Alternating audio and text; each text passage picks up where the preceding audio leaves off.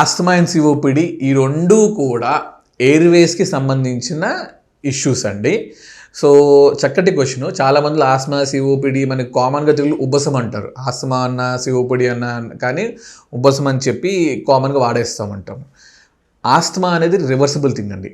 ఆస్తమాలో మనకి ఎయిర్వేస్లో అక్కడంతా ఇన్ఫ్లమేషన్ వస్తుంది.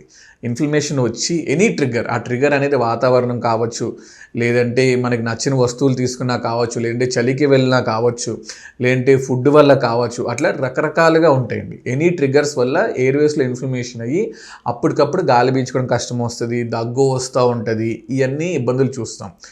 When we treat that inflammation, దాన్ని మనం తగ్గిస్తే వాళ్ళు సాధారణమైన స్థితికి వెళ్ళిపోతారు ఆస్తమాలో.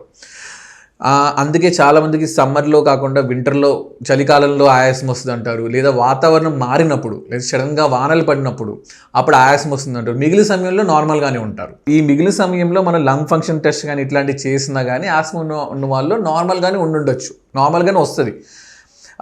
తేడా కూడా ఏమీ రాదు మనకి లంగ్ ఫంక్షన్ టెస్ట్లో. అదే సిఓపిడిలో ఏంటంటే ఈ ఇన్ఫ్లమేషన్ మనకి ఎయిర్వేస్ అండ్ ప్యారెంకైమాలో అవి ఉబ్బిపోయి ఉంటాయి. దాంట్లో elastic recoil of the lungs పోతుంది మనకి సిఓపిడిలో. సో ఇది ఇర్రివర్సిబుల్ డ్యామేజ్ అవుతుంది. అంటే ఒకసారి సిఓపిడి వచ్చింది అంటే మనం మందులు వాడుతూ ఉంటే అది కంట్రోల్లో ఉంటుంది, కానీ పూర్తిగా మనము ఆపేసే తగ్గిపోవటం అనేది ఉండదు.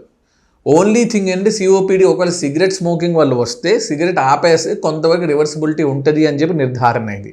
అదొక్కటే మనకున్న ప్రూఫ్. అందుకే సిగరెట్ కానీ ఇట్లాంటి స్మోకింగ్ ఏమన్నా అలవాటు ఉంటే కనుక ఇవన్నీ మానేయాలి అని చెప్తుంటారు.